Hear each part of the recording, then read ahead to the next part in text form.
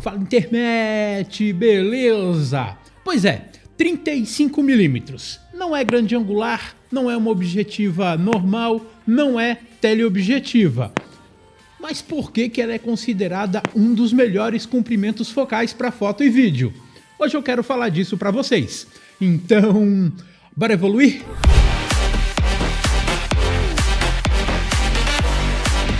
Olá! Eu sou o Andrei Lane e sejam bem-vindos ao Back to Basics. E não se esqueça, se esse vídeo ajudar você, dá uma curtida e se inscreve no canal.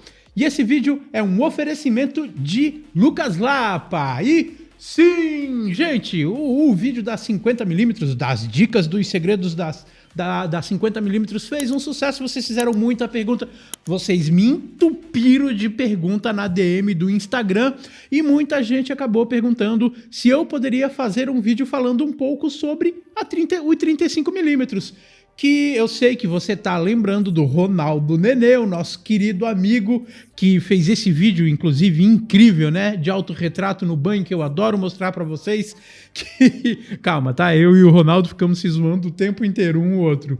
Mas 35mm é realmente um comprimento focal, uma distância focal que é muito utilizada, tanto na fotografia quanto no vídeo, por causa dos aspectos que essa objetiva traz quando a gente quer contar a história.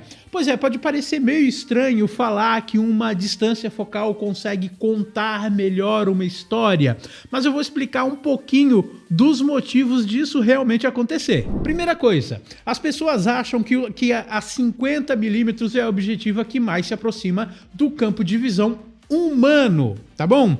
Só que não é bem 50mm, na realidade é mais próximo dos 40mm que nós temos o campo de visão, tá? Não tem nada a ver com profundidade de campo, com distorção, é só o campo de visão da nossa visão principal, tirando a visão periférica. E claro, a gente sabe que usar 50mm em determinadas situações, mesmo em full frame, pode se tornar um pouquinho apertado. Por exemplo, eu uso muito quando eu estou fazendo o dia da noiva, ou então o dia do noivo antes, né, de ir para a cerimônia de casamento, e muitas vezes são dentro de um quarto, principalmente do noivo, e às vezes esse quarto é meio apertado, e utilizar a 35mm fica perfeita para esse tipo de fotografia. Por exemplo, principalmente na fotografia de casamento, que é uma fotografia que a gente precisa contar história. Primeiro, no cinema, a 35 permite a utilização de muitos ângulos e de muitas composições diferenciadas, tá bom? O 35mm, ele é amplo, grande angular, o suficiente para capturar uma boa parte do fundo, mas também é próximo o suficiente para tirar fotos e fazer vídeos mais íntimos, mais próximos. E é por isso que a 35mm é uma das melhores objetivas para se fazer retratos, quando a gente está falando de fotografia, tá bom? E vídeo, quando a gente está utilizando uma pessoa como primeiro plano e como assunto principal do vídeo. Esse aspecto de ele ser um intermediário entre o grande angular, entre os 10mm, 20mm e os 85mm, 50mm, que dá aquele desfoque no fundo, é o que traz o aspecto realmente diferenciado para 35mm. Vamos lá! Primeira coisa, vou falar um pouquinho sobre dicas para aproveitar ao máximo a sua 35mm. Primeiro, vamos falar da distância do assunto. É extremamente importante a gente entender que a 35mm ela vai ter mais distorção. Então você tem que pensar o seguinte: como tem mais distorção, você não deve se aproximar tanto assim do assunto ou da pessoa quando você está fazendo a fotografia. 35mm não é tão indicado para aquele close-up, aquela fotografia bem fechado, porque tudo que está no centro e perto da objetiva vai parecer maior do que ele realmente é. Não se esqueça, distorção de barril já começa a ser presente aqui. Então 24mm, 10mm, a gente vai ter aquela distorção muito grande que a gente tira uma foto de frente da pessoa e as orelhas não aparecem.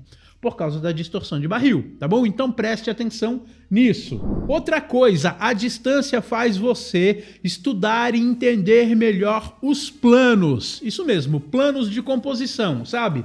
Plano americano, plano médio, até mesmo um plano geral ou plano inteiro acabam se saindo muito bem na fotografia com 35mm.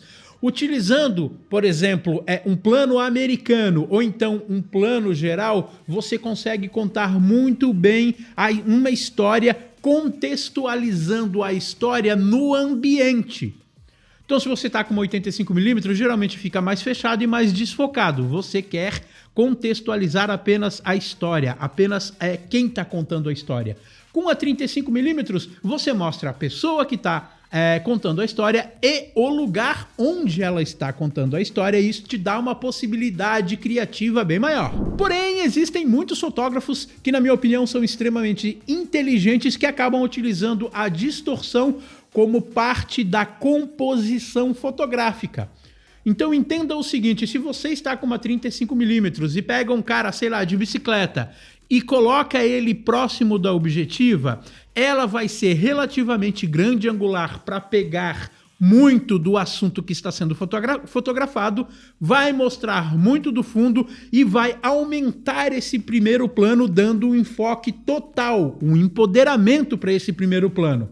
Então aproveite o estudo, estude os planos de composição que você vai conseguir com a 35mm ter retratos realmente, eu tô falando, realmente diferenciados. Vamos lá, segunda dica. Sempre evite as bordas do frame. O que é a borda do frame? Ó, isso aqui, ó, tá vendo? Ó? Aqui é a borda do frame, aqui é a borda do frame. Apesar da 35mm ser um meio termo entre os 20mm e os 50mm, existem distorções, eu tô falando, já falei de distorção no primeiro tópico e agora vou falar de novo para você tomar cuidado com a distorção de barril nos cantos, que ela vai ser muito mais presente nessa área aqui. Quanto mais perto dessas bordas, mais o assunto tende a ficar distorcido. Se você quer utilizar isso como elemento para contar a história da sua fotografia, tudo bem.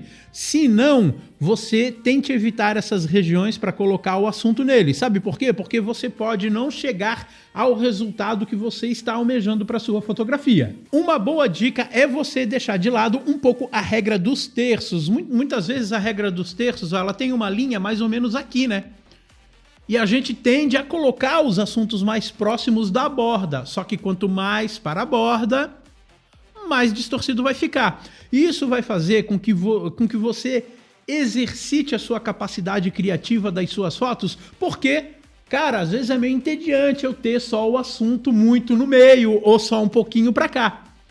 Então isso é um desafio a mais, e a partir do momento que você entender que você consegue ter bastante criatividade, mesmo colocando o assunto no centro e alinhando ele com outros elementos que estão no seu cenário e que vão aparecer muito por causa da 35mm, você vai conseguir fotos bem diferenciadas. E olha que eu estou falando muito o termo de fotos diferenciadas, porque a 35mm faz isso mesmo. Outra coisa que é muito importante: usar a 35mm em APS-C e usar a 35mm em full frame. Entendam a diferença do uso do full frame para o APS-C é simplesmente o campo de visão.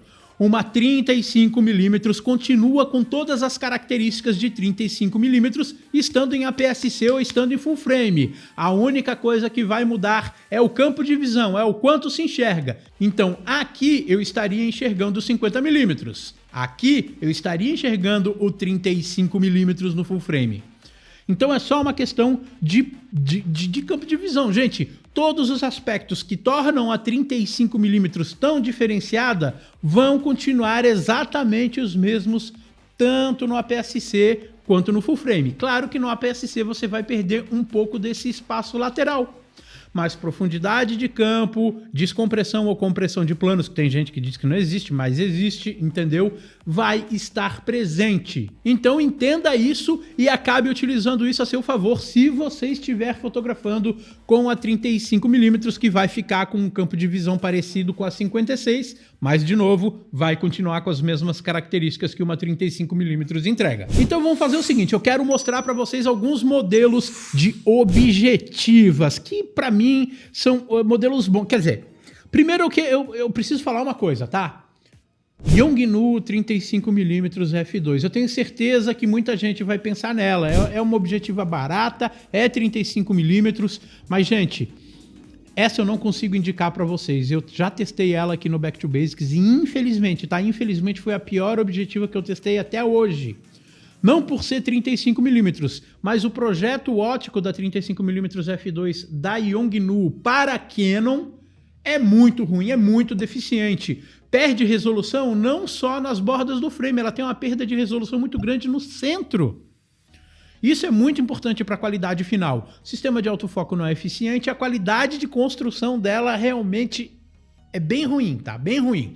Mas vamos lá, vamos falar um pouquinho das objetivas que eu vou indicar para vocês, que realmente são objetivas 35mm maravilhosas.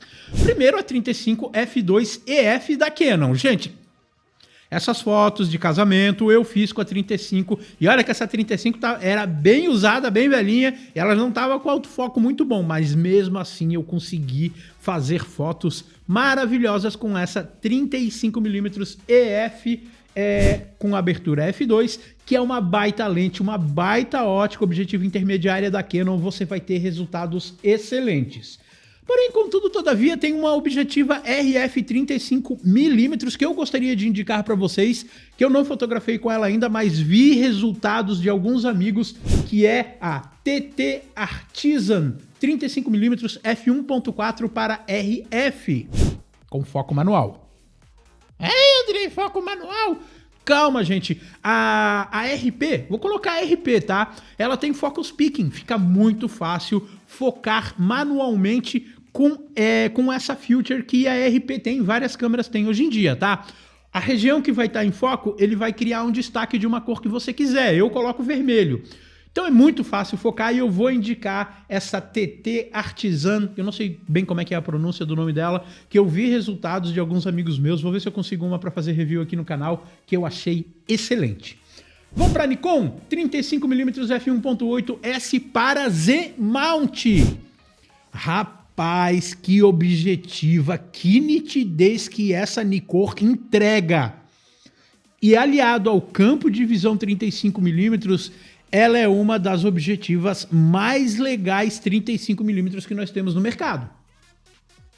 Para mirrorless, com sistema de autofoco. Nikon, baita objetiva, tá bom, gente?